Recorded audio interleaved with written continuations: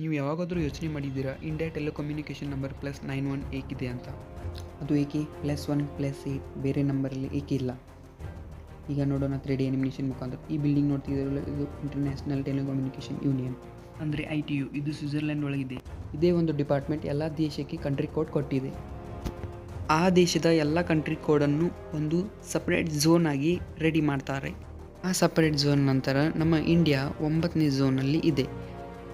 ಈ 9 ಝೋನ್ ಒಳಗೆ 4 different countries ಇದ್ದಾವೆ. ಪಾಕಿಸ್ತಾನದು +92, ಅಫ್ಘಾನಿಸ್ತಾನ +93, ಶ್ರೀಲಂಕಾ +94, ಹಾಗೆ ಇಂಡಿಯಾದು +91 ಇದೆ. ಇದೇ ರೀಸನ್ದಿಂದ ಡಿಫ್ರೆಂಟ್ ಕಂಟ್ರಿಯವರು ನಿಮಗೆ ಕಾಲ್ ಮಾಡಬೇಕಾದ್ರೆ ಅವರು +91 ಅಂತ ಡಯಲ್ ಮಾಡಿ ಕಾಲ್ ಮಾಡಬೇಕಾಗ್ತದೆ. ಇದರಲ್ಲಿ ಫಸ್ಟ್ 2 ಡಿಜಿಟ್ ಅದ್ರ ಕಂಟ್ರಿ ಕೋಡ್, ಆಮೇಲೆ next 2 digit number Axis code ಅಂತಾರೆ, ಆಮೇಲೆ ನೆಕ್ಸ್ಟ್ 3 ಡಿಜಿಟ್ ಕೋಡ್ನ ಪ್ರೊವೈಡರ್ ಕೋಡ್ ಅಂತಾರೆ. Example VR and Jio. And next 5 digit number